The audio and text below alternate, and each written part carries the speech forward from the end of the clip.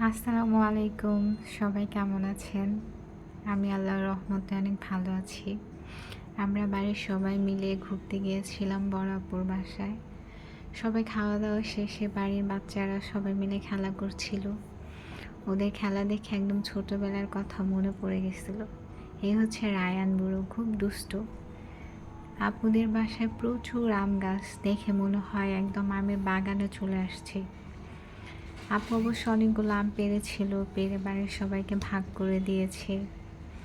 আম ভাগ করে দেওয়ার পর ভাবিরা সবাই মিলে লেবু পাড়ছিল গাছ থেকে, ছোট ছোট কাগজি লেবু। অসাধারণ গ্রান ছিল লেবুতে। এই তো লেবু পাড়া শেষে আমরা একটু ঘোরাঘুরি করে সামনে একটা বড় ফুলের গাছ ছিল, সেখানে গিয়ে সবাই একটু ছবি তুলছিলাম, দেখছিলাম, ভালো লাগছিল। এই তো আজকে এই পর্যন্তই। সবাই ভালো থাকবেন। আল্লাহ হাফেজ।